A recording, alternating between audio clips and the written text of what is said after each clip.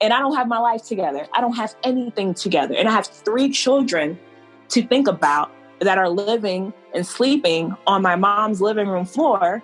And only thing I have to my name is a car that was going to get repossessed, a job that was not paying anything, and my clothes. That's it.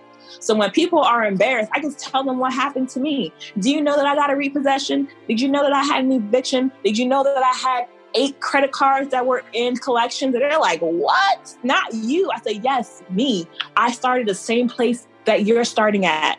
I thought that I could not bring my 570 credit score up. So yes, it's embarrassing. Yes, you have children and you don't want your children to think that, oh, mommy don't got it together, daddy don't got it together. But guess what? You can change it around. You just have to do something about it.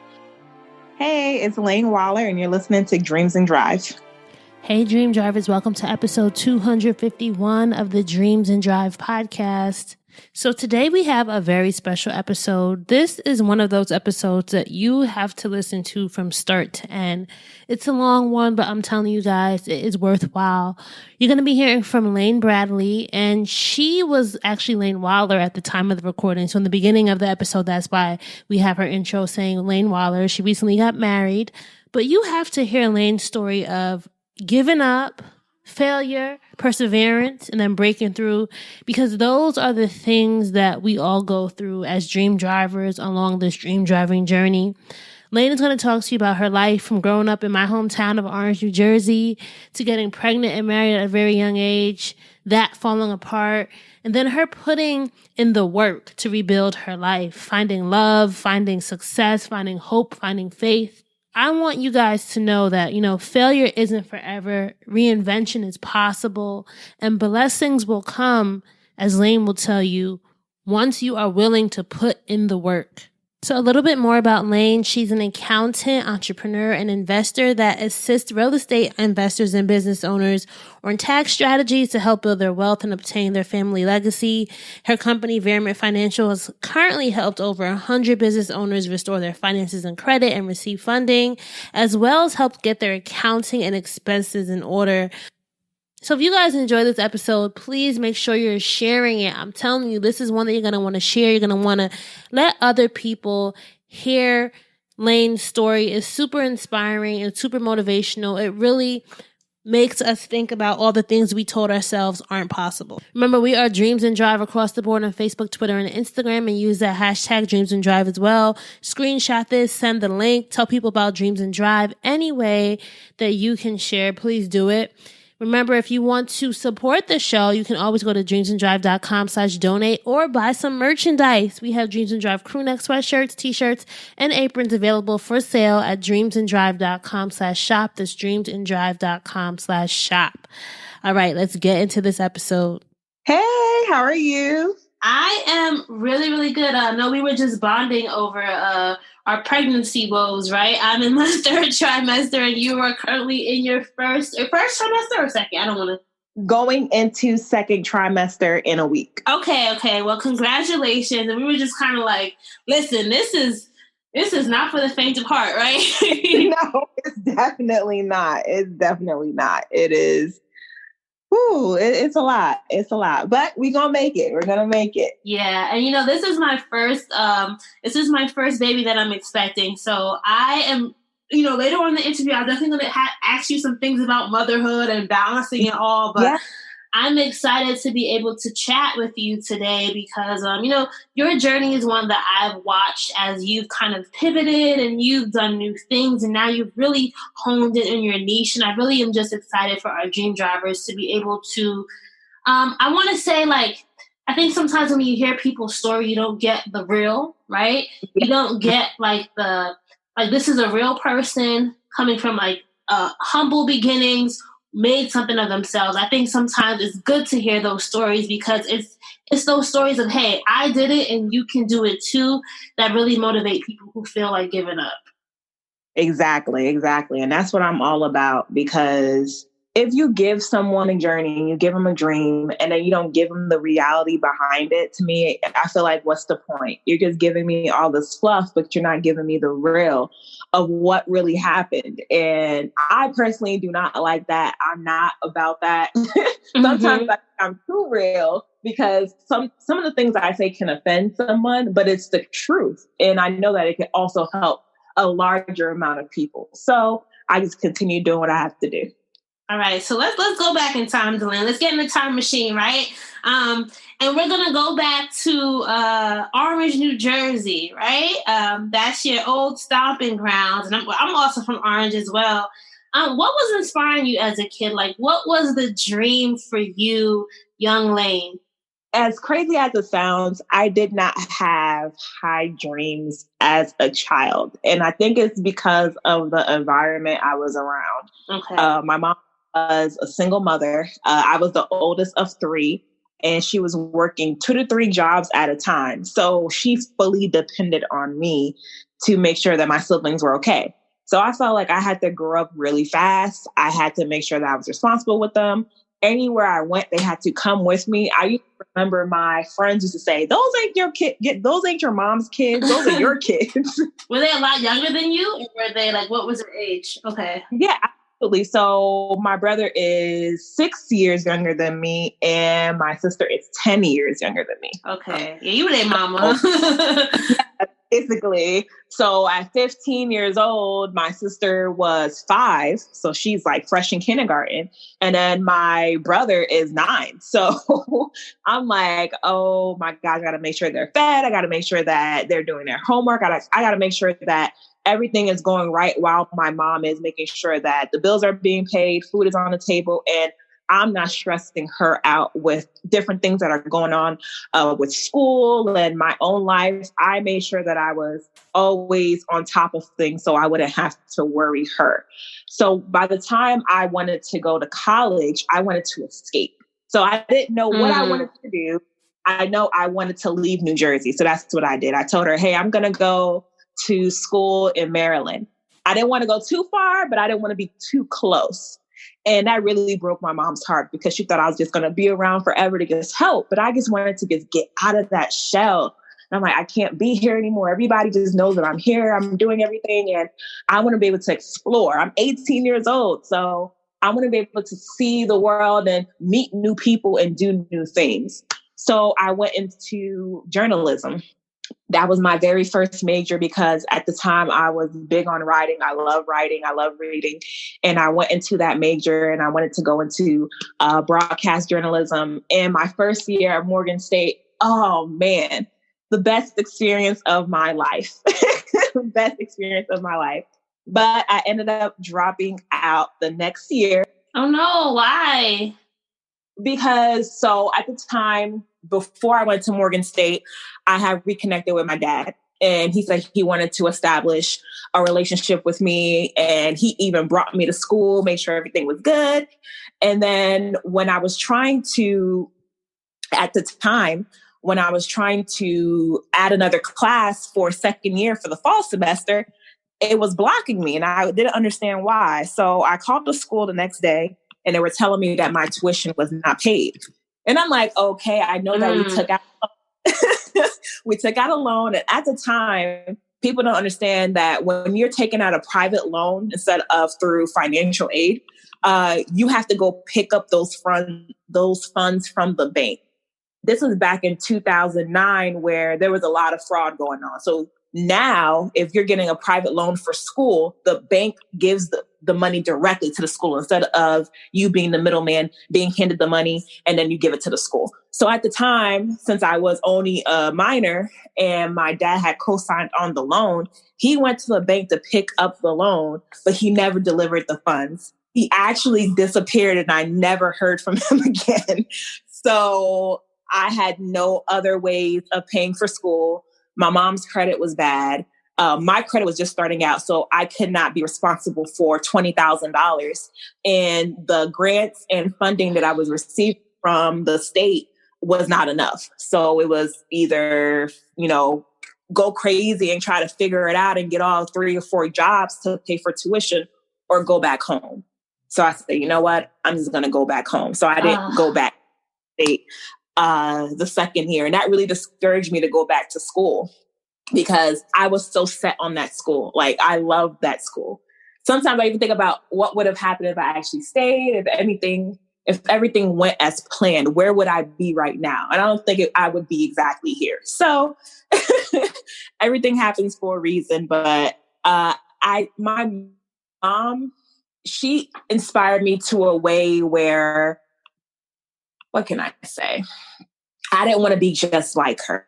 I didn't want to, and my mom, she tried her best. And I always say that she tried her best based on the resources that she was given, especially for someone who had to do it alone and did not complain about it. And she was an immigrant too, right? Was your mom Haitian? So my mom is from Haiti, full Haitian. So she never wanted to get the court system involved, and she never wanted to go and tell people, "Oh, he's not taking care of his children." She didn't want to do that. She just woke up and said, "You know what? I'm just going to do what I need to do as a mother, and I'm not going to complain." And that always made me think, I want two people in my household to be able to raise my children one day. I don't want to be able to do it alone, because I never thought that was a good thing for you to do it alone, because you're not supposed to do it alone. It can be very, very stressful. So as a child, it inspired me to want more. My mom was limited to education because if she went to school, then she was missing out on money. She couldn't really do both. So she got her CNA and then she stopped there. For me, I think she just wanted to provide more for me. So even though she wasn't able to do it, she would always tell me, "Hey, you can do more than me. You can be more than I'm doing. You can provide more. So don't stop where I stopped. Just keep going." So every time I want to start something and I feel a little defeated, I think about, well, if my mom had the same resources as me, she probably would have went further. But I have these resources now. So I owe it to myself to keep going. So that's what I ended up doing. I just kept going, finding different ways to change my life. And it was a roller coaster. It was a hot mess. Let's talk about that, right? Because I think a lot of us, I think sometimes it can be hard to visit those hot mess moments in our life. But they're the things that make us. They're the things that break us. They're the things that teach us, right? So you came back. I'm so sorry about what happened to you with the whole loan thing. Because now you said he co-signed on it. So I'm thinking that means you were also then, that probably affected you from a credit perspective as well, right? In case that wasn't paid back. So you go back home. You're dealing with this. What happens? I go back home and my mom asks me, she's like, even though you couldn't go to this big university and you couldn't finish and you couldn't do all these things you wanted to do, there are other options here. You can go to community college, you can start over, you can save your money, you can get a scholarship, you just have to start with another plan. I said, okay, that's fine. I'll do that. I went to community college, but I didn't take it as serious because I was still so discouraged. Yeah. Because people were asking questions like, where are you at? Why you didn't come back to school? Oh my gosh, you're broke. Oh my gosh, your mom couldn't pay for your tuition. What's going on? Like, I was so embarrassed. So I just shut out the world. And I got rekindled with my ex-boyfriend from high school. And we just partying, we're smoking, we're drinking. And then I get pregnant with my child. How old were you at this point? I was 19 years old. Yes. Now that's a big life change, right? What was if you remember, because that's like almost 10 years ago for you now, right? Or 11 years ago. So how did you deal with that? Because you weren't necessarily a teenager. You had graduated, right? So you're technically not a teen anymore, but still 19, you're still young, right? Yes. How do you deal with that? So immediately I'm like, okay, I need a plan. All right, I'm going to go to school part-time. I'm going to get my little refund check from financial aid. I'm going to save that to the side. I'm going to get a part-time job because I can't go to school part-time and work part-time and, try to handle my first pregnancy. So my boyfriend at the time was working as well. And then we had our own place, but we could not, it was not going to work at all. We were not making enough money. Rent was being due, bills were due. And at the time, my mom left New Jersey and she went to move to Pennsylvania. And she would call me and she would visit me in New Jersey. And she would ask me, are you okay? Do you have everything under control? And once again, I don't want to stress her out. So I'm telling her, yeah, I have everything under control. Everything is fine. And she calls me again about 2 weeks later, and I'm about going into 14 weeks pregnant. And she says, tell me the truth.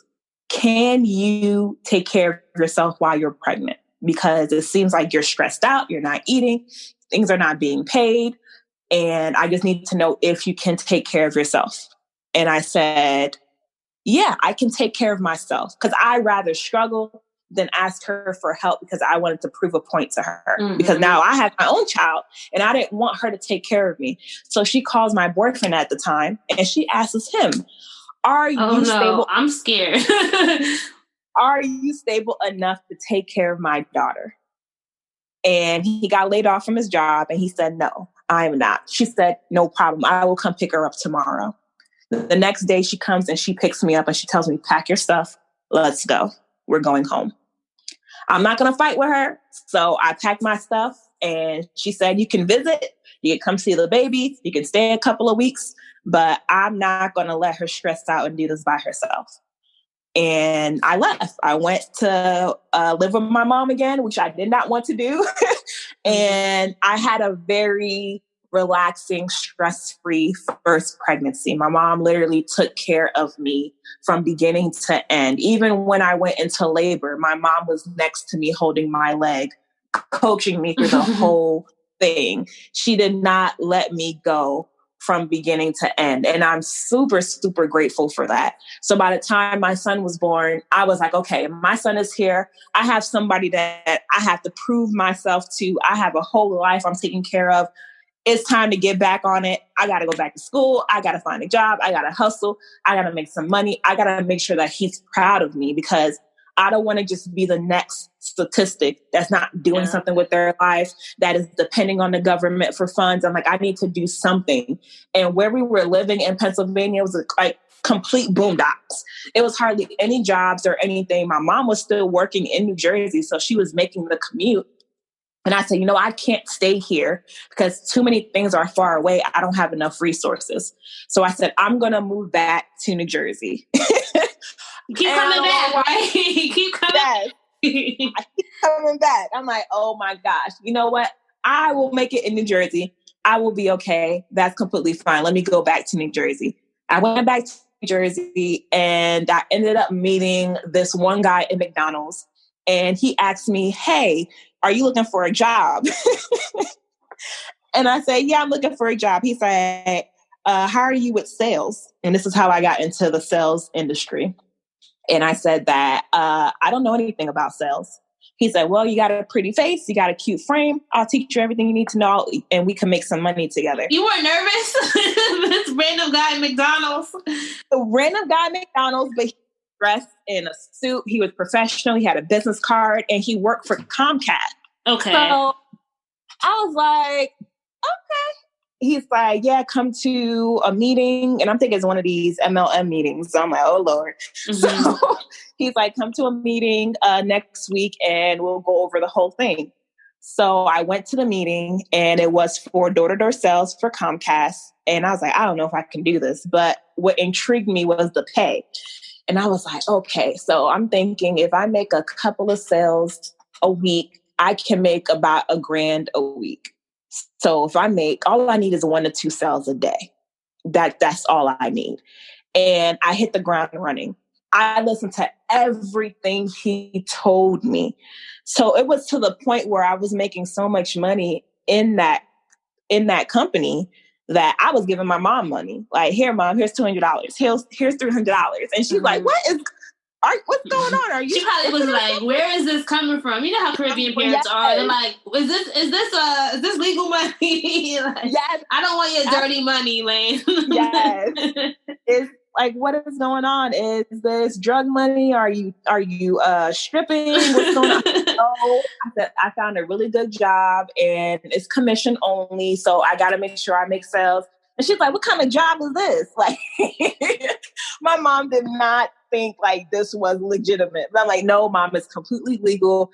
I get a 1099 and it's fine. I'm making money. I'm taking care of myself. I have my own place. You know, my son, AJ, is great. You know, he's in daycare. I'm paying the daycare lady 1 month in advance. And she's looking at me like, oh, wait, what is going on? So I'm making sure everything is paid up front on time and I don't have to worry about it. And during this time, my boyfriend at the time is transitioning to going into the military because we had a conversation and I was like, it can't be just me, you know, and he would watch our son while I went to work during the day because he couldn't find work. And it would be frustrating. And I wasn't putting him down, but I'm like, you know, it can't just be me. It has to be another way. Like, you have to find something. You can't make an excuse. And don't get me wrong, it was people that were not calling him for interviews, companies that were saying that he was not qualified or he was overqualified. So Yeah. I don't care. Like, something has to give. You have to do something. And he decided to join the military. I'm like, that's not what I meant. But okay. Because that's another big commitment. And that's also like, you would now really have to do things alone, especially if he got deployed and stuff like that, right? Yep. Mm-hmm. So he went to boot camp, and a week before we went to his graduation, I found out I'm pregnant again. Wow. So how old are you now? Right now, when I got pregnant, I was 21. Oh, wow. Yep. Okay. Yep. So not even, like 2 years later, a year and a half later. Yeah. So my son was still pretty young. And then to have another one and not really know, because when he left in April and then he graduated in July, before he left, I was already pregnant and we didn't know. Okay. So by the time I found out, it was too late to write him a letter and let him know. So we had to wait till graduation. And by then I was already showing. So he was like, what? And the first people think like, okay, so you were sleeping around with somebody. Is it mine? Like, yeah. Is it mine? Like, yes, it's absolutely yours. Yes, we are having a daughter, and she'll be here soon. So that's exactly how it went. And then he ended up proposing, because that's typically what people do. You have a second kid coming, you're in the military. Usually people get married pretty quick. Yeah. And that's what happened. We got married, and I realized that all the money that I was making in New Jersey, I would possibly have to turn it away because I had to move to North Carolina. And I was like, man, do I want to move to North Carolina, or do I just really want to stay in New Jersey and continue, with my career? Because I could move up, I can get a promotion, I can make more money. I'm really good at sales. And I decided, you know what, let me just make the sacrifice and let me move to North Carolina and support my future husband. And that's what I ended up doing. I ended up moving to North Carolina, which I'm here now. It's been almost 8 years. And when I got here, I absolutely hated it. I did not like it at all. I feel like, especially since I didn't know anyone and it was the South and I'm so used to the city. It's so different, right? What part of North Carolina was it? It was Camp Lejeune, which is Jacksonville, North Carolina, small military full of millennials. And you realistically need a car in order to live here. I tell everybody that. If you're going to move somewhere, you need to make sure you have your license and a car. And I didn't have my license and I didn't have a car, because in New Jersey, you can just get a cab, you can get on public transportation. Yeah. And I didn't feel like I needed a car. So I was basically stuck. I couldn't really go anywhere. And with my experience in the work industry, I couldn't really find something that was similar to that. And if it was similar, it was not paying the same. So I got discouraged once again, and I became a stay-at-home mom for about a year, until I felt like I was going to lose my mind and I needed to find something else. Well, so, because you've just said so much, right, Laine? And you've experienced so much at this point, and you were still so young by 21, 22, right? Like, we're still in our development stages, but you've had to have so much responsibility at a young age. During that year that you were staying at home, what was going through your mind? How did you envision your future? Because, being a mother is an amazing experience, but at the same time, I'm pretty sure it must have been overwhelming too, right? In some ways. Today's episode of Dreams and Drive is brought to you by Seedlip, the original distilled non-alcoholic spirits. Seedlip's crafted from the finest globally sourced botanical ingredients, and it comes in 3 varieties: the aromatic Spice 54, the herbal Garden 108, and the citrus forward Grove 42, all without alcohol, calories, or sugar. So as you guys know, I was pregnant for the last 9 months and currently breastfeeding, so I'm not able to indulge in alcoholic drinks as I love, and I love a good cocktail. So Seedlip is definitely perfect for someone like me who loves a good drink and wants that flavor but can't necessarily do the alcohol just yet. Seedlip's complex flavors make crafting elevated non-alcoholic cocktails easy at home. Seedlip is as simple as adding a splash of a premium mixer or 2 ounces of your preferred expression, or challenging your bartending skills to create a more elevated serve. Seedlip enables you to have that evening drink any night of the week. Plus, it's conveniently delivered direct to your door from seedlipdrinks.com.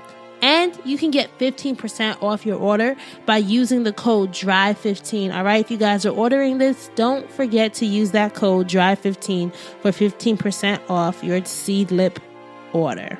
Let's get back to the show.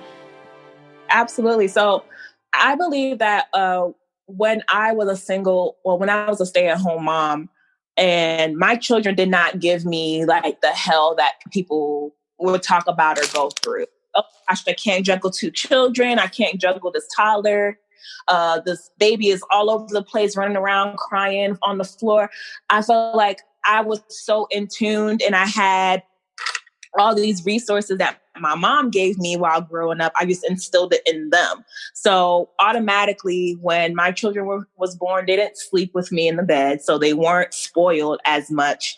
Immediately, they were either in the bassinet, then transitioned to the crib. Even when we took naps, I would make sure that they don't sleep with me, because if I had to go somewhere and leave them with somebody else, I didn't want them to feel like, oh my gosh, she's never coming back and I missed her and they're crying and I can't really leave. So I'm taking notes. Yeah, I feel so bad. So in the beginning, I just set a schedule for them. So that way, when they went to school, or if I had to drop them off with somebody else, or had to hire a babysitter or take them to daycare, it wouldn't be so overwhelming. And then I would look at what other people did with their children when they would let their children throw things across the floor and just say, oh, that's just how a kid is. I'm like, no, you have to tell your children, hey, you're not supposed to do that, because they know, they mimic everything that you tell them and what they see. So if you constantly repeat to them, no, you cannot do that, then eventually they're going to instill it in their brain like, okay, no, I'm not supposed to do that. Like, they're very, very smart. I think a lot of parents, they think like, oh, they don't know any better. Your child's brain is developing. They know a lot. They know more than you think that they know, especially now. Like, I feel like children, they're just constantly developing faster and faster mentally. Like, they know more than us. And they're able to perceive a lot of what we sometimes are blinded by. Kids perceive so much. Absolutely. And they know a lot very, very quickly. So I just wanted to make sure that with my son, he didn't feel like I was babying his sister. And with my daughter, I didn't want her to feel like I was babying my son. I wanted to be able to treat them the same so they can understand that we are all a team. If I tell y'all to do this, y'all going to do this. If I tell y'all no, that means no. If I say yes, that means yes. Let's go. So even if they acted out at home, they knew in public, you're not supposed to do that. And people would be so amazed, like, oh my gosh, how your children are so well behaved. And I'm like, because I just trained them to be that way. Like, you have to just train your children to be that way. So the stressors of staying at home with children wasn't from them. It was really from me. And in the previous marriage that I was in, we were not getting along. And we even now say that we should have never, ever got married. Like, we had 3 children together, and that was a beautiful, beautiful thing. But as far as us being connected, I think we used that the time we had in high school and the times we had in New Jersey to think that that time together was something that made us think that we should be together. We were meant to be together. And time means nothing. History means and that was not the case, because we will both say that that marriage was hell. It was absolute hell. So I was going to ask you, I'm sorry, what were you going to say? Keep going. No, I was going to say the things that we did to each other just changed the whole trajectory of both of our lives, because the wife I was then is not the wife I'm going to end up being in a few months. So definitely changed our lives. Yeah, because I was going to say, right, a lot of times, like you mentioned that this was not, you never wanted to end up in a situation like your mother, right? And then when you had all these things happen to you, you had to make all these decisions, it can be hard to reflect on or to think about what's next, right? All these things were going on. By this time, you had your third child. How were you envisioning your life, Laine's life, right? Like, what did you see, or what was the plan for how you could then get out and start over?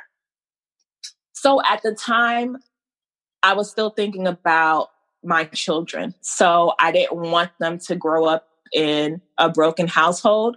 So I was doing everything I could to fix our marriage. Even when I didn't want to, I would always think of, okay, well, what's my children going to think? You know, I want them to be able to have two people in the household. So I would just deal with whatever, even if I wasn't happy. And even when he wasn't happy, he would go and do his thing. And when I wasn't happy, I would go and do my thing, and then think that we can just come back and have this big, happy matrimony. And it wasn't happening. So it will be a time where I will put my all into the marriage, and he will put half his foot into the marriage. And there will be times where he will put his all into the marriage and want to make things work, and I wasn't interested. And then finally, it went down to I'm all in, and he's like, listen, I think we should get divorced. And that crushed me, because I'm like, you got the nerve to divorce me? Wow. Like, hey, don't you hate that sometimes when the guy is the one who tries to make, listen, no, it's on my terms. I've been putting up with so much. Now you want to be the one and be responsible and make some type of, you know what I mean? Like, no, I get what you're saying, though. I was like, what?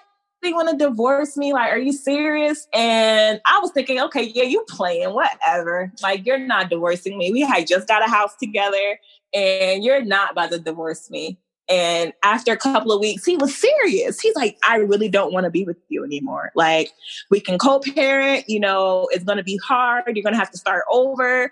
And I'm like, yo, this dude really talking about I'm going to have to start over and struggle again. Because at the time when I was married, he was basically taking care of everything, the rent, the utilities. The only thing I had to take care of was my car note, buying clothes for the children, and my cell phone. So I didn't really have that much responsibility. Mm-hmm. So it scared me. It scared me, and I kept fighting it. Like, no, you're not leaving me. But then I had to realize, like, this man don't want me no more. Like, he really does not want me. So I have to find a way to pivot and, you know, find something for myself. And that's when I started to think, like, what could I do for myself? You know, what do I want? Where can I go? And that was very hard for me, because I had no idea what I wanted to do. By the time I was in the medical field, I was a medical assistant, and I thought I wanted to go back to school and become an anesthesiologist and go to medical school. But that, with a divorce on the way, I was like, okay, that's definitely probably not happening right now, because I'm not focused on any of those things. And I called my mom and I said, hey, you know, I know you were trying to make sure that this worked out, but, you know, we're getting a divorce. And she was like, okay, so what are you going to do? She wasn't like, oh my God, you know, you're getting a divorce. Because a lot of people bless her, right? Bless her, because that just shows you had her support. And she was here for you as a person. Yes, absolutely. And some people already seen that it was coming. Like, okay, you guys really don't belong together. So it wasn't a surprise for a lot of people. On social media, it was like, oh my God, you guys are getting divorced. You're so beautiful together. I've been together for years. And that's when I realized, like, okay, maybe this is not meant to be, because no one knows what's going on in the background. They just see that you've been together for years. You have 3 children together. Why can't you guys make it work? And it's just like, no, just because we have 3 children together, because we were being irresponsible, does not mean that we should continue to be together. You know, people make children as an excuse. But what I thought about was, what if my children grew up and we were still together 20 years later, and they realized that neither one of us were happy? We were just making a sacrifice for them. How would your children feel? I know they would probably feel like crap. So I'm like, you know what? I need to find something that is going to be easy for everyone. And it's not. going to be easy, but I tried to make it that way. It's going to be something for me, something for him, and something that's going to be pleasing for the children. So my mom said, I don't think you need to come back to New Jersey again, because every time something happens, you come back to New Jersey. So this time you're going to stay in North Carolina.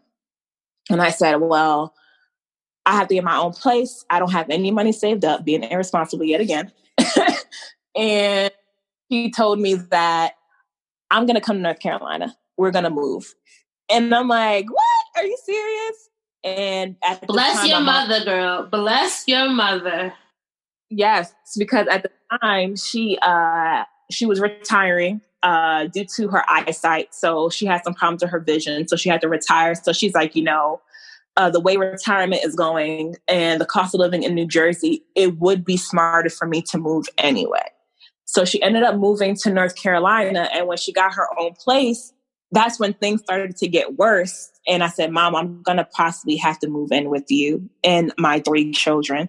And I was like, I will help you with the bills, but it was so overcrowded. And I was just like, oh my gosh, this is really my life. I'm going to be divorced.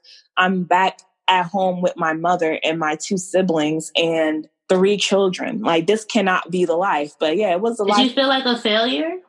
Yeah, absolutely. I did feel like a failure. I had depression. I had to go to therapy. I feel like I failed everybody. I failed myself. I failed my children. I failed my mom, even though she kept telling me over and over again, like, you're supposed to have a support system. People are supposed to be there for you. And you can't keep thinking that everything is going to be the way you want it. And I was like, I am going to be 27 years old at the time. And I don't have my life together. I don't have anything together. And I have 3 children to think about that are living and sleeping on my mom's living room floor.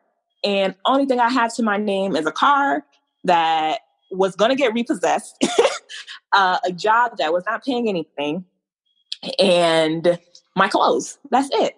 He had everything. He had the house. He had the credit. He had the money. He had the job. And I was so mad and I hated him for so long because I'm like, we struggled together. And yeah, you may not want to be with me anymore, but how could you just watch me struggle and not even do anything, not even say anything? And sometimes I felt like I had to beg him for help. So I hated him. Oh my God, I hated him. During this transition period, like after you moved out and stuff, this is what you're talking about. Like you felt like he was watching you struggle instead of helping more? Yep. Okay. Mm-hmm.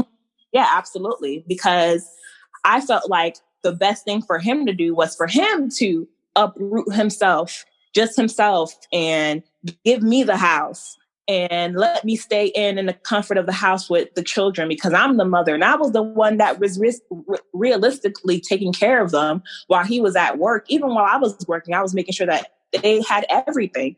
So I felt like it wasn't fair. Instead of me fighting with him for the house, I felt like maybe I should just leave because I didn't feel like I was going to win that fight because he was making money than me and he was in the military and he had all these resources and I was just the wife with nothing. So I said, you know what, I quit.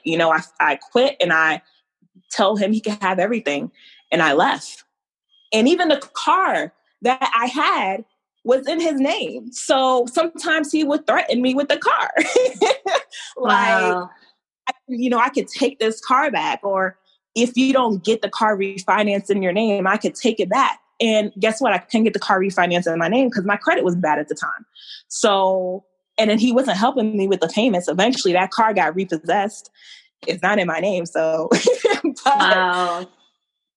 It was very, very hard. And I will never forget when I felt like I was contemplating suicide because I didn't want to do it anymore. Nobody knew what was going on. Everybody just, we're just not together. You were suffering in silence, right? Yeah, absolutely. Was definitely suffering in silence. And I would cry every single day. Every single day. Some days I would pick up my children from daycare and I would sit in the car while they were sleeping on our way home. And I would sit in the car for an hour and just cry. Because I didn't want my mom to see me crying. I didn't want my brother to see me crying because they were just like, what can we do? And I'm just like, you can't really do anything because internally I feel like a failure. I feel like a failure. And then when I finally took therapy serious, my therapist, thank God for her, she really instilled more confidence in me. And she said that you have to just start over. And when you start over, you can't beat yourself up while you're starting over. That's not how it works. When you start over, you literally start over and you don't care about anything around you. She's like, what does Delaine want? What do you want to do? And I said, well, I want something better for myself and my children. First, she told me, let's take the children out the equation, because if you aren't mentally together, you're no help to your children. So let's take your children out of it and put yourself first. What is going to make you happy? And my first goals were, I need to get out of my mom's home because I didn't want to feel sheltered anymore. I wanted to be more responsible. So she said, okay, let's work on that. That means you need to find a better paying job. So I found a better paying job and I went to the dealership because that's sales. And I said, I will work my tail off to make sure that I can get my own place. In order to get my own place, I had to fix my credit. And I learned about that on my own, fixing my own credit. And I got my first place by myself, no help. This is the first time I was living with nobody but me. Just me and my children. That's it. And it was a beautiful apartment, luxury. I felt like I finally accomplished something. So I moved in there. My mom was like, are you sure you don't want to wait a little bit longer? And I'm like, no, that's okay. That's fine. I'm going to move. And I moved. I got my own furniture. The car got repossessed, but I ended up getting another car, bought it in cash. And I'm like, you know what? Everything is just mine. My car is in cash. You know, I don't have to make any payments towards that. I have my own place. I am seeing some sort of turnaround with my life. My children are more happy and I'm more happy. When I decided that, okay, now that I'm better with myself and I'm more confident within myself and my family's happy and my children are happy, I think it's time to start dating. All right. So you went from, all right, then you went to dating. Okay. All right. And how did that turn out? Oh man, the first couple of months it was trash. And I thought, okay, maybe I should start dating. As people don't understand what dating entails. And oh man, it was the worst. Some of the you people hadn't yet started your own business by this point, right? Nope, have not. Nope. I didn't even think about starting my own business yet, but I started dating and it wasn't really working out. I was talking to a couple people here and there and they just weren't what I wanted. And at the time, after I got divorced, I had wrote a list of everything that I wanted in a man or my next husband. Because I'm like, I want to get married again, but I want to be able to do it right. I want it to be actually genuine. So everything that I had wrote on my list, and I already knew that I wasn't going to get everything, but at least majority, it was not happening. It would be like red flag after another. And I'm like, oh no, like some of the traits they had was like from my ex. And I was like, oh no, not dealing with that again. No. And some things I had to change within myself. My mouth, you know how it is, Jersey girls. Mm-hmm. I had to change certain things with my mouth, understand that, you know, how to be more respectful to people. And whatever I wanted in return, I needed to make sure that I had it as well. So I would never go and be like, hey, you have to have a car and a job, and I don't have a car and a job. So that's just like an example. And then I was working at the dealership one day and my coworker, she's like, well, how's the dating going? I said, I give up. I'm not even gonna try anymore because I don't know what's out here, but it's complete trash. And she said, well, maybe you should get on this app. I found my fiance on there. I said, everybody's telling me they finding their fiance on this app. And maybe it's just not, you know, aligned for me. I don't think that's really going to happen. So she's like, no, let me make your profile. So she takes my phone and she makes my profile and she finds all these pictures.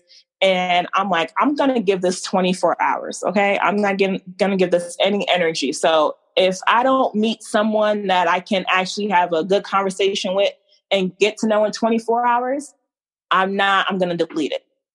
She said, okay, just see what's out there. So I start picking through the app and I'm like, no, nah, not it. not doing it. And this one dude on there, he had on this silly face. Oh my gosh, it was so hilarious. And I'm like, this dude looks like a clown. Oh my gosh. But his tagline, even though as corny as it was, his tagline really intrigued me because it was different from everybody else's. He was like, I know a lot of people won't take this serious, but I'm actually on here looking for my queen. But he had a silly picture. And I was like, that is so weird. Yeah. So I'm like, what? So I was like, I'm going to message him. I'm very curious. I'm going to message him. I'm going to take the risk and message him. So when I messaged him, I realized that he had messaged me at the same time. So we started laughing. That is crazy. Like something is just divine, divine intervention or divine coming together, right? Yes, exactly. That's exactly how it was. And I'm like, oh my gosh, we messaged each other at the same time. And we had a conversation for like the whole day on the app. And then he asked me for my number to talk outside of the app. And remember, I said I was going to get that app 24 hours. So when he asked me for my number, I deleted the app. I said, well, I'm deleting the app because I like where this conversation is going. And then we were talking for a week. And then he asked me out on a date. And I was like, okay, we can go out on a date. And he asked to actually pick me up from my house. And I was a little like, I don't know about this. I was like, I don't know about this. What if you take me somewhere, kidnap me? And so I was like, yeah, we can go out on a date. That's fine. I don't have to drive my car. You can come pick me up. And I told my mom and my sister, here, my location is on. If something happens to me, you know where to find me. So he picked me up and he took me to an arcade and it had go-karts and miniature golf and batting cage and bowling. And oh my gosh, I felt like a kid all over again. It was like, it wasn't the typical romantic movies in dinner or anything like that. It was like completely relaxed. We were like two friends just having fun. And that date turned into another date and it turned into another date and it turned into another date. And now we are engaged. So, wow. Yeah. Wow. That is, first of all, you're giving a lot of people here hope, right? A lot of people who are like, listen, right? I want to start over, but they're scared. But I feel like one of the things that I heard what you said is you just have to take action, right?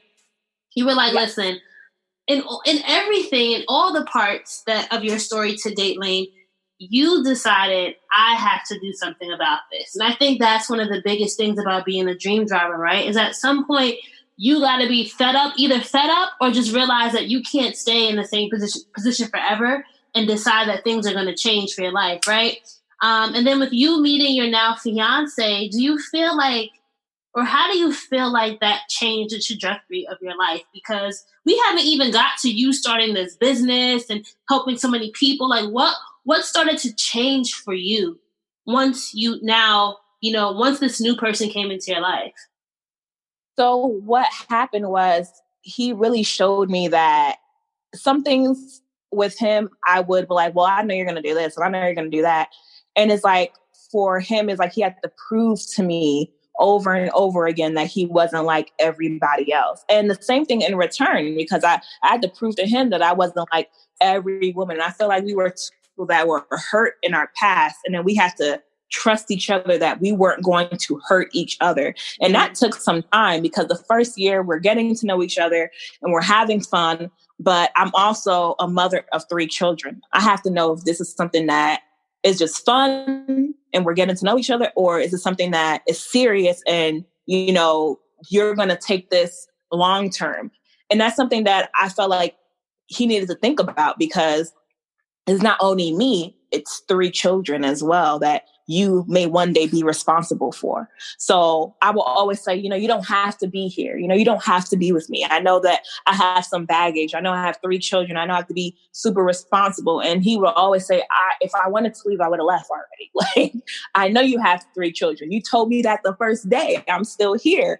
And it's like, you have to trust me. And I'm like, well, you don't even trust me. So it's like, how am I supposed to trust you if you don't even trust me?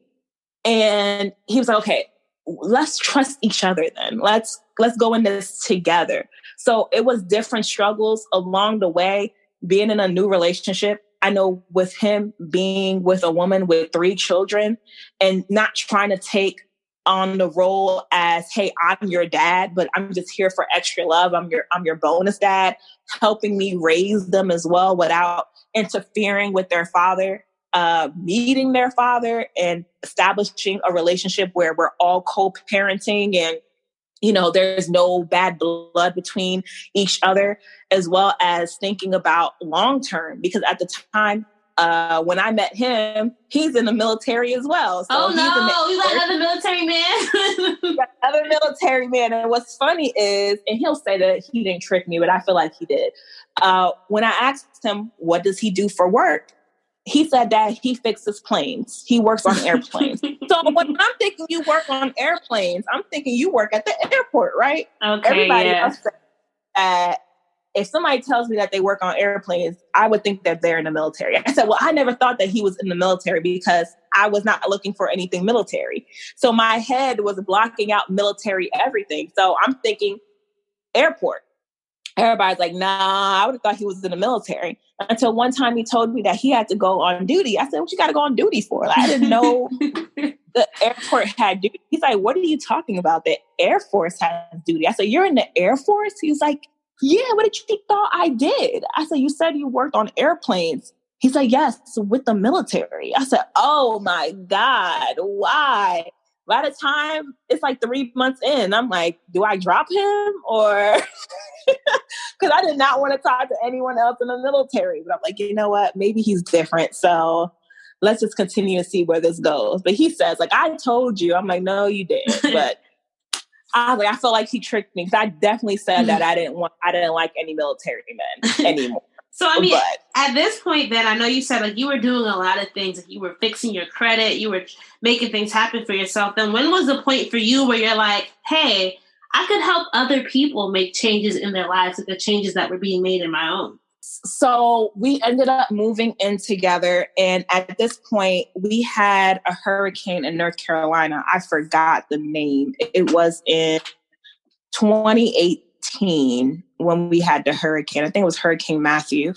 And at the time, I had transitioned, and I had so many jobs. So I had transitioned from the car dealership to Sprint, and I had worked my way up in Sprint. It was sales once again. And I really love selling things to people. And, and I had transitioned to assistant manager, and I was really, really good at my job until we had the hurricane, and Sprint was just being very shady to us and our pay. And I was learning more about finances during that time. So I was using Sprint because Sprint was very flexible with my schedule. So I was using Sprint to learn more about finances on the side. And that wasn't to help other people, which is initially to help me with my own budgeting because I was on my credit. And then when Sprint did us dirty, I decided to find another job. And that's when the bank contacted me, and I was working at the credit union. And what I purposely did was I learned about every single department in the bank, because I knew that eventually later on, it would help me within my own finances. If I knew how the loan department worked, I would be able to know how to get a loan, how to get a credit card. If I knew how the mortgage department worked, I would know how to get a mortgage or other funding. So I would learn every single department. And then when I was talking to my fiance about it, he was like, wow, you're learning a lot of stuff. And I was like, I think I'm going to open up my own business. And he was like, really? I was like, yeah, I think I can help a lot of people, because at the time I had transitioned from teller to a financial representative. And the people that were coming into the bank, they had a higher net worth. So since they had a higher net worth, they were getting all these resources that people that look like me were not getting. People that look like me, the only thing that they were getting was a checking and savings. And sometimes their accounts were in the negative. So they weren't getting those same resources that the other members were getting. So I was like, I didn't feel like that was fair, because all these things I was learning, I could help other people in my community, but at a lower cost. So I said, I think I could really help a lot of people. But I was like, I have to start with one thing first. I can't jump into everything and just put everything out at once. So I said, the biggest thing that I feel like our community was struggling with, and still do struggle with, was credit. Because I know every time I talk to someone about their credit, they either didn't want to talk about it. They said that they've always had bad credit. They've either tried to find somebody to co-sign for them, and that person had bad credit. So it's like a constant recycling factor over and over and over again. It was always recycling. So I said, I think I could start with that. So I ended up getting certified. And I always tell people that I had to bust my butt and work overtime shifts to pay for that training. And I still ended up not making enough money. So I said, you know what? Since I had the account with the credit union, I said, I'm going to overdraft my account. And you can't do that while you're working there. Your account can never be overdrafted. But I said, I'm going to take the risk. And you basically had to then quit or got fired if you couldn't overdraft your account while working there. But I was thinking maybe they won't notice. Because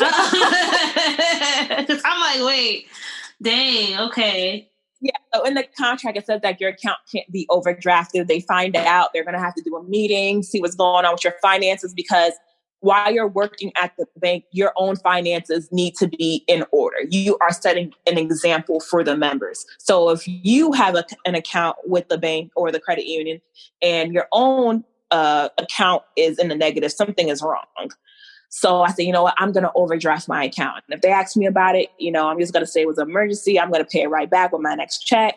And hopefully they won't find out. So I paid for the training and I got certified. And I started everything. I got my LLC together, my EIN, my bond. It was so much money I had to pay to get everything, because when you're dealing with helping people with credit, you have to be certified with the state. With North Carolina, they make everything so strict. I had to get a bond. I had to get insurance. I had to make sure that I had a virtual address. And all these things cost money. So I'm thinking I have enough for the training, not understanding that during the training, I have to pay for things outside to have my business legal.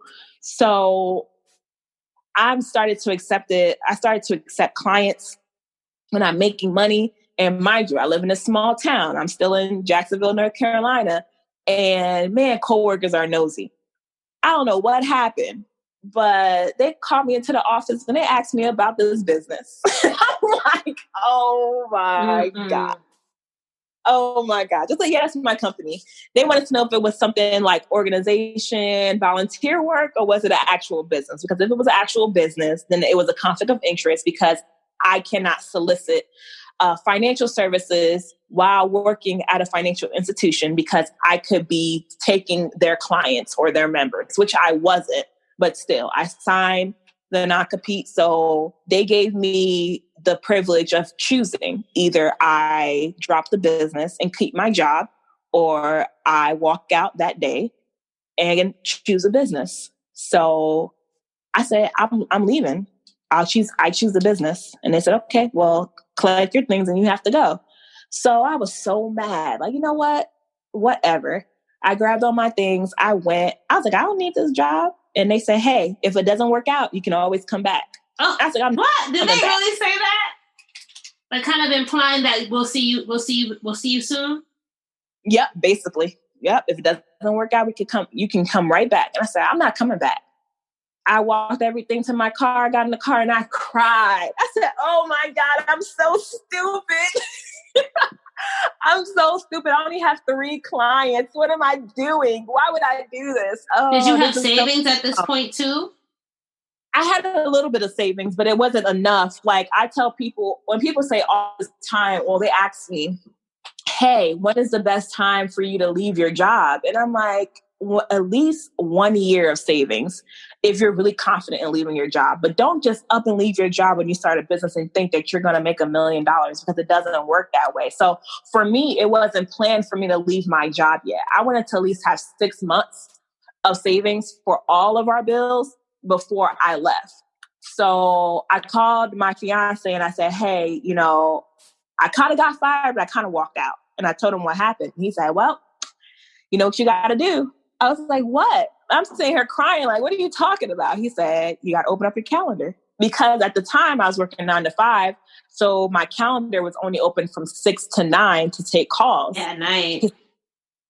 Open up your calendar. Now you're available. He was like, I will worry about the bills for the household and you work on your business. And now you have no excuses. And I'm like, are you serious? He's like, yeah, go ahead. He's like, don't give up. He's like, you're going to do this. He's like, you're going to make it. He's like, only time it's not going to work is if you stop. Yeah. He's like, but if you stop, then we got an issue. He's like, but if you want me to have your back, he's like, don't give up. Just keep going. And that's exactly what I did. And he started helping me. And we went from 3 clients to, I'm like, you know what? Let me contact some people. And people said this was crazy, but I contacted 10 random people on social media. And I said, hey, I want to fix your credit for free. And they're like, what do you mean for free? I'm like, listen, I just want to fix your credit for free for 6 months. See if I actually get results from actual people besides me and my friends and my family. Mm-hmm. And only thing that you need to do is pay for your credit monitoring. And only thing you need to do is give me a positive review. I'm not positive, but honest review on your progress. That means I can share your progress, your information. I don't have to blast your name or anything, but I just need to be able to have more results because people want to see results. They want to see that you're actually doing the work. And I was not getting enough paying clients. So I had to go backtrack and said, I got to get some free people and help them. Those 10 people changed the whole company because when they got results, I swear they told the whole world. But that's the best, right? That word of mouth marketing. And that goes to show that what you were doing was real. You were out here paying people. You were out here, fishing for just comments. You were actually putting in the work, Laine. You were actually doing it. So you deserve that. It was crazy. It was crazy. And then transitioning from the credit restoration, I was already familiar with taxes because of the bank. And one of our clients, our existing clients, she had asked us, were we going to go into the tax industry? And I said, yes. So she ended up becoming a tax client. So our clients for the credit restoration end up becoming returning clients for taxes. I got certified in the tax preparation industry. I talked to the IRS. I got everything I needed for my firm. And then I learned more about accounting. And then I got into accounting and bookkeeping. And then I learned about business funding. And then I learned about business credit. So everything, all the resources we were getting, all the revenue we were getting, I was investing it back into learning a new service. And that's when I realized that, maybe I don't need to go back to school. I don't need the degree because I felt so guilty. Like, I need to go back to school. Mm-hmm. I need to go get my degree. But then when I would talk to a CPA or I would talk to someone who has a master's in taxes, they would tell me, no, why would you go and spend $30,000, $40,000 on a degree when you already have the company, you already have the business? And I was like, well, I want the credibility. And it's like, you have the credibility, you have the knowledge. Keep instilling the knowledge in yourself. You do not need the degree to back up what you already know. He was like, because when people go and get the CPA degree, guess what they do? They go and get a job. Are you planning to go back into corporate America and get a job? I was like, no. He said, so why do you feel like you need the degree? You just need the knowledge and the information. And what you do with that information is what's going to instantly change your company. And I was like, you know what? And that's true because the information that I could pay $20,000, $30,000 for, I can find someone who has been in that industry for 10 years and pay them to coach me on everything that they know because their experience is what's initially going to change my company, not me sitting in a classroom. And it's nothing against anyone who has a college degree or anything like that. I'm all for education, but I felt like for me, for where I wanted to go and what I'm doing, I didn't need it. And I felt like I did. I felt like I really, really needed it, and I didn't. So that realization that you didn't, that changed the game for you, right? Because I feel like you mentioned, I just want to make sure I get this timeline right. So when you first left the credit union, was that 2018? Yep, it was 2008. It was December. I started the company in November 2018 officially, and I left in December 2018. That's when they basically had a conversation with me and they said, we got to let you go. It was exactly December 11th, 2018. I'll never forget. But think about how much from December 2018 and now we're July 2020, right? That's not that long, right? And I think so many, like I was talking to someone yesterday And she said she used to work at Samsung, and she said the thing that she learned from her experience at Samsung was sometimes you have to move fast, right? And it seems like from your story, you were so committed to the calls and to this new journey that you were like, I am going to put my all into making it work. And I think a lot of times us dream drivers, we get scared, right? Or we hesitate. Yes. We like stay in reverse, neutral, and we never actually get to drive.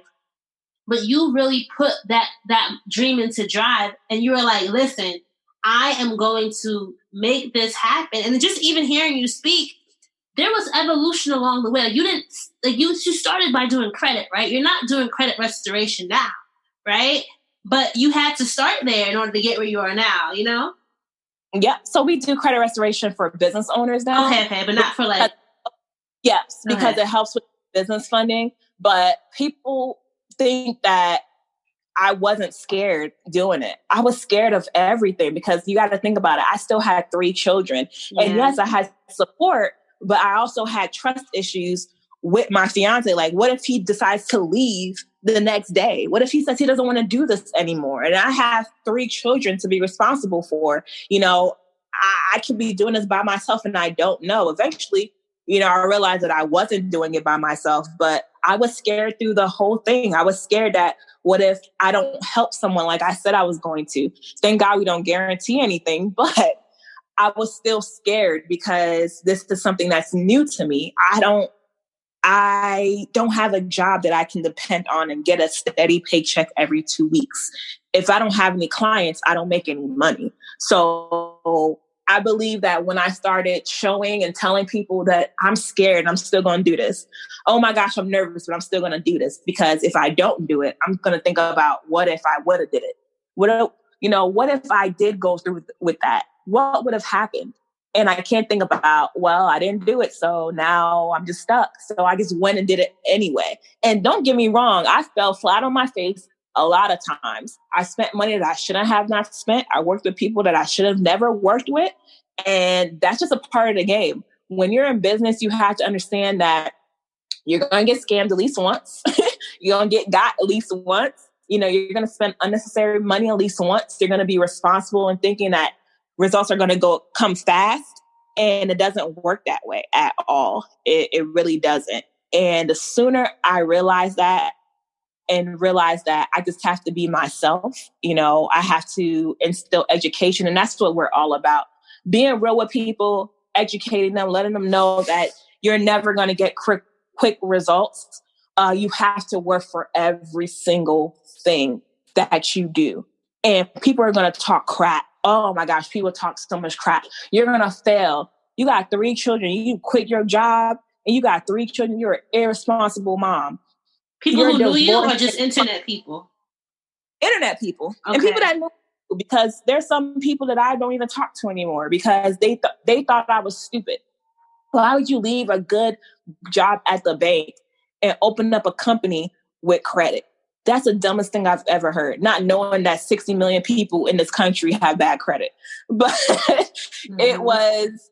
And I used to think like maybe I am making a mistake, but I had to think about it and say, I can't listen to those people because the same ones that were saying you're stupid, you know, you shouldn't do that. They were miserable with their own lives. They hated their job. They hated being at home. You know, they even hated their spouses. Like they weren't happy within themselves. And when people are not happy within themselves and they see you're happy and prospering, they're going to want you to be where they're at.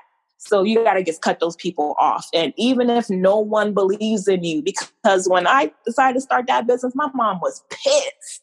She was mad. She's like, out of all the things, out of everything you went through, you're gonna leave your job? And I'm like, Mom, you don't get it. And she was like, I don't get it. I don't. Because you're making money. I said, I'm not making enough. She's like, but you're making something. And I'm like, but think about it. At least you're making something. That's not good enough. I said, that's not good enough for me. When I could possibly make more and help people at the same time. And I'm just like, you don't have to believe it, but I'm still going to do it. She was absolutely upset with me. But the first year I showed her how much we made, she shut her mouth real quick. She said, I was wrong. I said, yeah, you were wrong. And she don't ever anytime we talk about a new service, I'm going to start doing this. She's like, listen, I believe it because I already see what you did before. So she doesn't even say that anymore. So even your own parents are going to tell you that you're stupid. I never raised you to be this type of child. I wanted you to finish school. You have a good job with benefits. They're not going to believe in you. They're not supposed to. How can they? They don't understand. They don't understand unless even if your parents were business owners themselves, they still want you to be able to be more. So they're not going to believe in the dream. You're supposed to believe in the dream, no matter what anybody says. So for someone like my mom, who always had my back, and for me to hear her say, that was stupid, why would you do that? I was like, nope, I can't let you get to me. No. That's important, right? That's important because I think sometimes those messages from people that we love and that we respect, that could have easily, Laine, you could have easily said, you know what, you're right? But you didn't. Mm-hmm. You didn't. Yep. I couldn't, because I had a point to prove. I said no, because I already left my job. I wasn't going to go crawling back and begging. I wasn't going to do that. So I said, well, I don't have the job anymore. It's already gone. So I don't have no choice but to continue with this. It's either you continue with this or you look for another job. And I wasn't going to look for another job because that right there, the process is already a headache all by itself. When I kept doing the math, all I need is 2 clients a day. All I need is 2 clients a day. That's all I need is 2 clients a day. And when you focus on your daily activities and you grind to get 2 clients a day, those 2 clients will grow and grow. And then you're going to get a team, and then you're going to have people helping you. And then you're going to understand processes and systems, and you're going to change different things about your brand. And then your mission is going to change. The people you help are going to change. Different things are going to change from the first time you start business to where you're at right now. And that's exactly what happened. And I believe that when I went full force into the company and put my all into it, it made my fiance think about entrepreneurship because he never thought about that. He tells me all the time, before I met you, I never thought about entrepreneurship. I thought about retiring in the military and just working this job all the time. So he told me, teach me. So I taught him. I taught him everything that I know. So now we do it together, even though he does it part-time still because he's still in the military. But the goal is for him to leave his job next year as well. So he can go full force because that's what it's all about. Us working together to help our community, because a lot of people, they think like, this is all I have. No, you have more. And you don't have to be an entrepreneur. Everyone doesn't have to be a business owner or entrepreneur, but you definitely need to have at least another source of income because one is dangerous. Yeah, look at what happened with COVID, right? When people lost their jobs, when the society as we know it, the economy as we know it changed. A lot of people, like I will tell you, at least up here, do you know how many food businesses I saw that got started? Like, people using their skills. Like, I know how to make this. I could do this. You had to shift. You had to shift. You have to shift. That's exactly what happened. So we were already prepared because we knew that no one knew a pandemic was coming, but we knew something was going to happen with the recession because I was warning people about a recession was coming last year. And I was telling people to have at least 6 months of savings together just in case a recession happens. And what ended up happening was I'm like, okay, we went full force into accounting. And we had a couple of clients in accounting. Mm-hmm. And then when COVID happened, guess what happened to those accounting clients? They dropped off. They were like, listen, we don't have no money to pay for bookkeeping and accounting because we don't have no business. We don't have no clients. So if they don't have no customers, that means we don't have no clients either. So immediately I said, finance is still an important, touchy subject, even in a pandemic. What can I do to still ensure that money is coming into the company? Immediately, when PPP and EIDL loan came in, I said, let me get my old skills back from the branch. I know everything about loan funding. Set up a whole new service. Now we have business funding. We have helped over 100 business owners because these are business owners that we already work with on their credit, on their accounting. They came back and had to pay us to help them get this funding. the largest funding we received for a business owner was $150,000. This is not a service that we had before. This is a service that we started during the pandemic because we had to shift. Our other resources and services, nobody wanted them.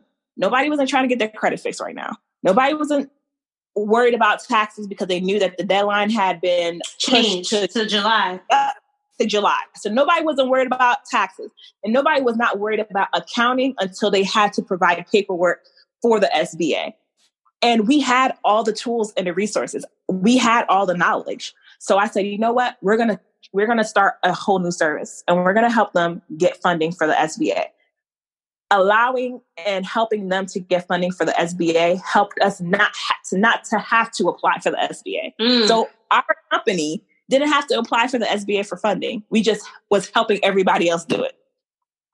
Listen, you found a need, right? You found a need. Yep. And I think that's something that I had circled here in my notes here, the idea of passion. And I think sometimes, would you say that you were passionate about, about your business, or you're passionate about helping people? I think there's a difference, right? Like, let's say you're a food business and you could be so passionate about food, you're not realizing what the food you're cooking is not what people want to eat, right? Yeah. There's a really big, important thing to recognize there. Yeah, absolutely. I believe that I was passionate about both. And the reason is I already had struggles with my own finances. And I believe that is what changed everything. So when I realized that there is actually a chance to fix everything and turn things around, I'm like, how many other people possibly do not know this information? They don't know where to look for this information. They don't know who to trust. And I could possibly help them. I've always wanted to help people because I love connecting with people. I love seeing people's lives change because I knew how it was for my own life to change. So I just connected the two together. I didn't know how I could help people. And that's why I went into sales, because I was helping you get what you want. And that's why I was in the medical industry, because I was helping you have a better, healthy life. But with your finances, when I realized that I had to help myself with my own finances, I just connected the two. I became more passionate about numbers and learning the tax code and learning about credit and learning about budgeting, because it's something that we realistically don't want to talk about because we're embarrassed. So when people are embarrassed, I just tell them what happened to me. Do you know that I got a repossession? Did you know that I had an eviction? Did you know that I had 8 credit cards that were in collections? And they're like, what? Are you not you? I say, yes, me. I started the same place that you're starting at. I thought that I could not bring my 570 credit score up. I was in the same place as you. So yes, it's embarrassing. Yes, you have children and you don't want your children to think that, oh, mommy don't got it together. Daddy don't got it together. But guess what? You can change it around. You just have to do something about it. If you don't do something about it, then yeah, you're going to continue to complain and think something magical is going to come down and rescue you. And it doesn't work that way. Yeah, you can pray about it, but after you pray about it, you got to do the work too. So I just connected with people to help them understand that I'm not some bougie girl from Raleigh, North Carolina that had a silver spoon in my mouth and everything just came together for me one day. Like, no, I struggled too. I had 3 kids. I got divorced. I was living in Orange, New Jersey. Like, my mom struggled. We've always struggled, but there's a way for you to pick back up and come back and do things want to do, but you need to do the work. The work never stops. It just never stops. That's the difference. What's the biggest, would you say, because a lot of times, and it's so interesting, I'm just going to make a note here to our listeners. I thought this conversation was going to be very different, right? I had all these tax planning questions. I had all these accounting questions I wanted to ask you. But I'm I like to go with what the heart of the interviewer is going. So you guys can go to Laine's page. You can go to her website. You can book, I don't know if you do consultation, but you can talk to her directly. But I think the biggest thing that's going to come out of this conversation, Laine, is the idea of what you're capable of if you just really put your heart to it, right? And realizing that your story is your story, but it's not like the end point, right? As long as you are living, you are continually writing the story. Because we started back up when you were in high school, right? And going to Morgan State, and it didn't work out. And that was not the end of your story, because you're here now talking about all that you've accomplished. So the question that I want to ask, well, I know it's very long-winded getting there, but the idea of like the mindset, and I've talked to hundreds of entrepreneurs on the show, right? And I always used to think that the biggest thing with starting a business when dream driving was the tactical stuff, right? Like figuring out, like, how do you do your, accounting? How do you get the funding? How do you, get customers and marketing? That stuff is figure outable. But if your mind ain't right, it's going to be even harder, right? So for you, Laine, what do you think was your biggest mindset shift along this journey to date? Because, girl, this has been a roller coaster, right? Oh, yeah. I tell people all the time, my life has been a complete roller coaster. I think the complete shift for me was when I saw that I could do it. And then I got in the car and I cried my eyes out. And my fiance told me, well, now you need to open up your calendar. Like, bingo, like, you're crying, but you have a solution right in front of you. Mm-hmm. You may not want to do it, but now you don't have a choice. Now you're going to look like a quitter again. Do you want to look like a quitter again? Like, people already see the business you started. People were excited for you. They're like, yeah, I'm going to support you. I'm happy for you. You did this. Now you just have to tell them, hey, I left my job and now I have more time to help you guys. And when I saw the change that I was making and talking to different people as well, because when you are starting a business and you want so much to come out of this business, you have to be surrounded by people who have the same mindset as you or have the mindset that you want to achieve. Yeah. So when I started that were business owners and hearing where they came from, which was like similar to where I came from and how they struggled and what they had to go through to keep going, I was like, I don't have any excuses to not continue, because if I want something, I just have to keep going after it. And that's exactly what I did. My mindset was that I want this. If I want this, I'm going to get it. Anything that I want now, I'm going to get. So when I said, I don't want to be in Jacksonville, North Carolina anymore. It's too many bad memories here. I want to be able to move to Raleigh where I can mingle with other inspiring entrepreneurs, because this city is growing. And I was like, we just need a 6-month plan. Do you want to move? And he was like, yes. I asked my mom, you want to move? Do y'all want to move? They're like, yeah, we want to move. Okay, let's move. We applied for a house and got approved within 24 hours. And I was like, that's what I want. I said I wanted it and I worked for it and I got it. So you just have to believe that it's going to happen. You can't think, okay, it hasn't happened yet. It's been 6 months. It hasn't happened yet. It's not going to happen. That's not how it works. The timing is never going to be on your side, but it does come on time. Like, when you need it, it comes. Like, oh, wow. Like, I forgot all about this, and it happens. And sometimes it doesn't happen right away, and something else comes. It changes the whole shift around. And that's exactly what you needed. So for me, I believe that you can't look at everybody else's stuff. Sometimes you just got to focus on what you want. It's like tunnel vision. Like, you can't look to your left. You can't look to your right. You just got to keep looking forward. And even when you feel like you're going to fall and you feel like you're going to give up, think about if you do give up. Because people don't think about that.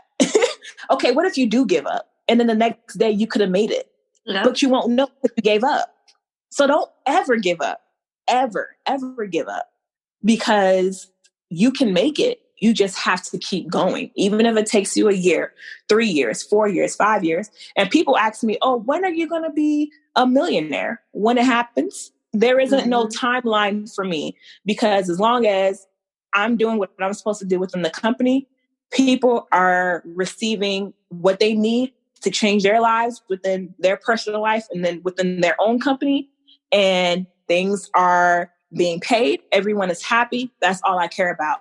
I don't care about the millionaire status or anything like that, because it's going to come. And when it comes, I don't need to make an announcement. I don't need to do all of that. It's just, we'll make the next million and then the next million. My whole mission is just to be able to help people within their company to do better. to be better, to want more. Because people ask, what's the goal? My goal is your goal. So what is your goal? If your goal is to get a house, that's my goal. So my job is to help you get the house. That's all it is. What's your goal? If your goal is to have a lower tax liability, that's my goal then. That's what we need to work on then. My goal is not for me to now get 20 more clients and make $20,000.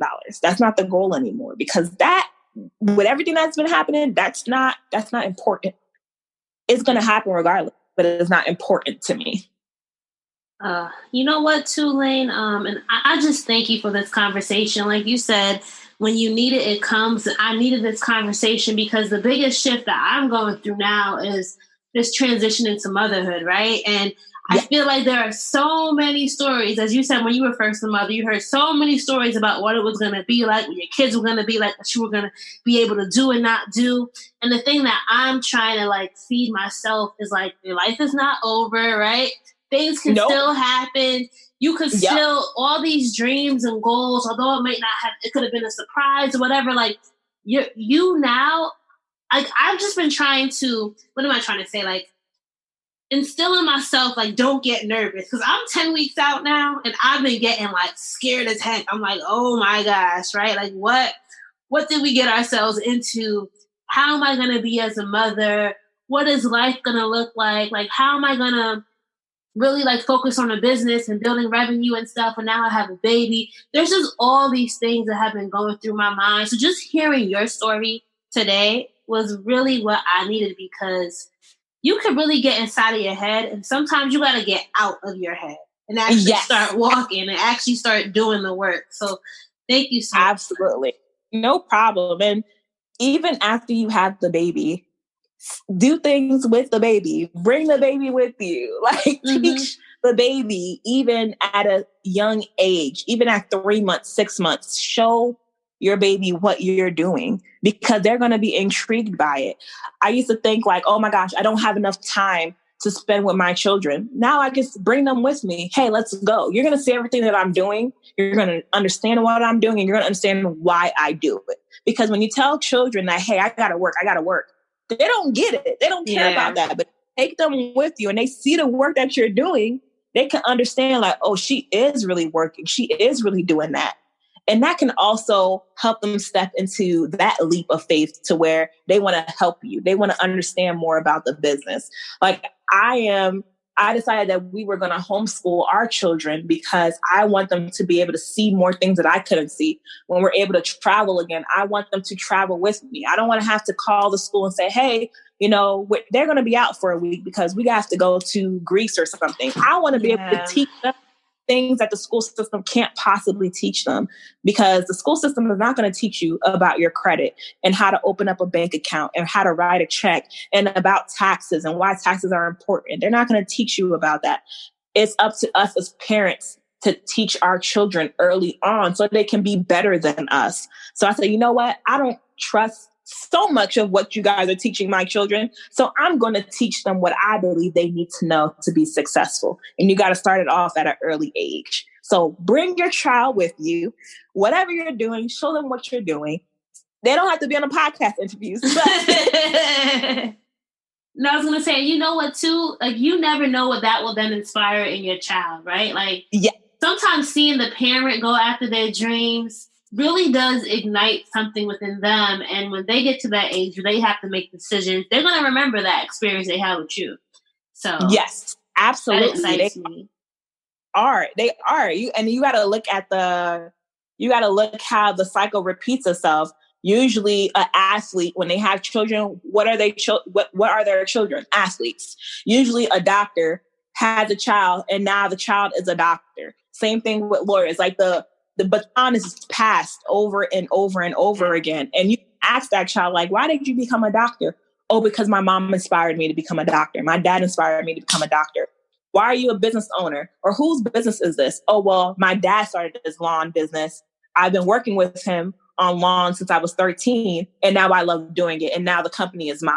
So it's like, you got to pass the baton. Instead of your child is trying to figure out what to do, get in their head early on so that they can see what you're doing and then you can possibly pass that down to them.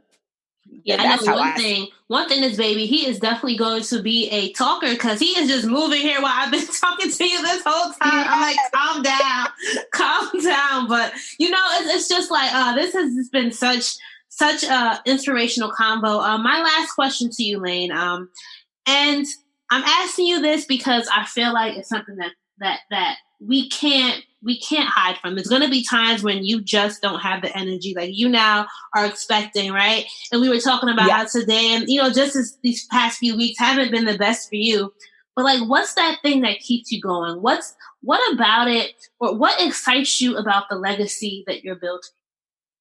Oh my gosh. So what excites me is my kids will be able to do things that I always wanted to do, but never got to do it.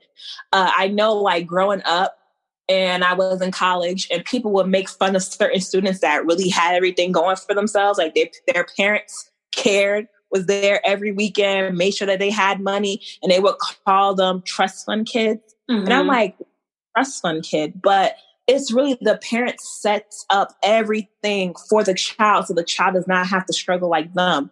So that's what motivates me. I feel like if something happens to me in a few years or whenever, my worst regret would be that my child does not have everything set up for themselves. So that's what motivates me. So even if I'm tired, and you really got to pace yourself, because some people will work themselves to death and work every single day. I had to learn to schedule everything out. When it's time to take a day off, it's time to take a day off. Like, everyone will see on our calendar, on our website, that Wednesdays are always blocked off for a reason.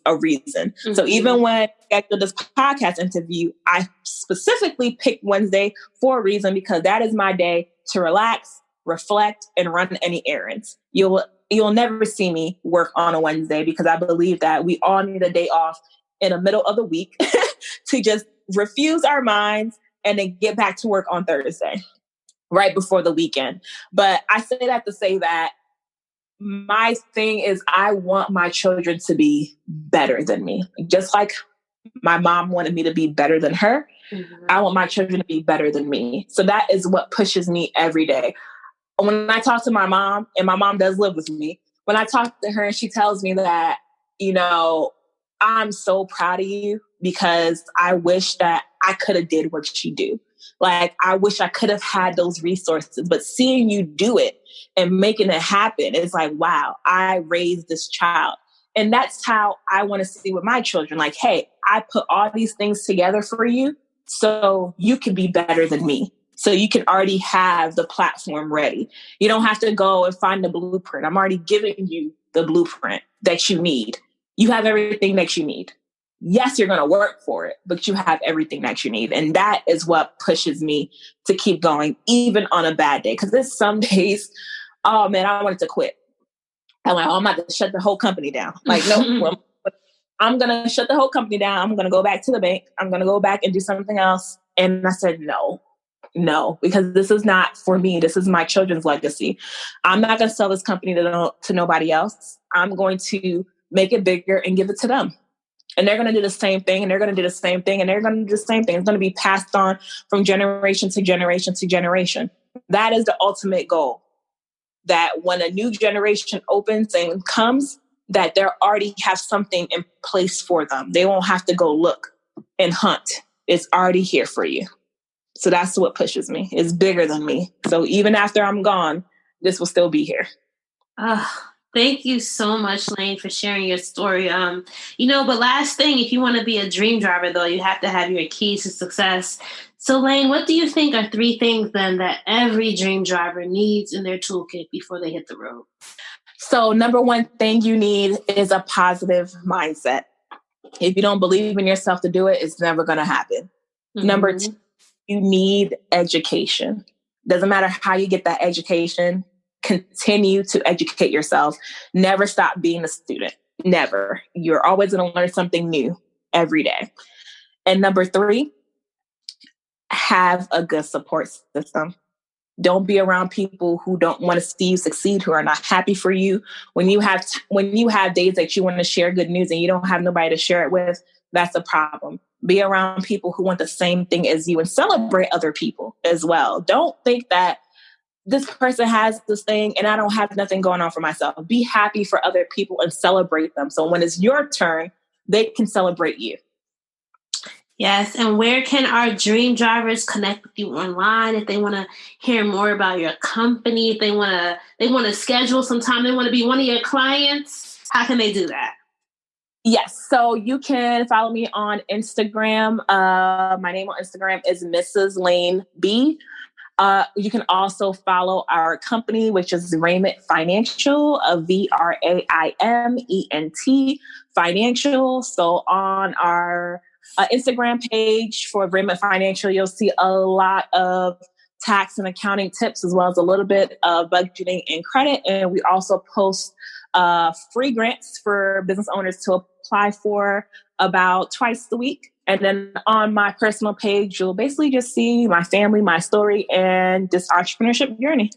All right, so that's a wrap for episode 251 with Laine. I hope you enjoyed hearing her dream driving journey as well as her keys to success. Guys, if you got to this point of the episode, that means you enjoyed it. That means you've heard all that Laine had to share. And I really, really, really want you guys to share this with your own communities. So if you want to screenshot this right now, wherever you're listening, post it to your Instagram story or Facebook, Twitter, LinkedIn, wherever, share that link. You can find us across the board at Dreams and Drive on Facebook, Twitter, and Instagram, and use that hashtag Dreams and Drive when sharing as well. If you want to support the show, there are multiple ways that you can support. You can either go to dreamsanddrive.com/donate, or you can buy some merchandise. We have Dreams and Drive crewneck sweatshirts, t-shirts, and aprons available for sale at dreamsanddrive.com/shop. That's dreamsanddrive.com/shop. And if this is your first time listening, please make sure that you hit that subscribe button wherever you're listening at so that you get notifications every time we have a new episode. And if you want to get our weekly newsletter, The Keys, that's our email newsletter, just go to dreamsanddrive.com/join. That's dreamsanddrive.com/join to sign up. All right, so we heard Laine's story, guys, and you guys know what's next. If you've been on our newsletter, you know that I said that after this episode, I am going to tell you guys my own personal birth story. I've been waiting a while. The baby is almost a month now, and I definitely want to share what my birth story was like. 40 hours, unmedicated, all natural, and I really learned so much about myself, and I learned so much about what it means to be a woman, and my whole perspective on what's next in the future has definitely changed since baby Axel has come into my life. All right, guys, as always, keep dreaming, keep driving, and we'll chat again in episode 252.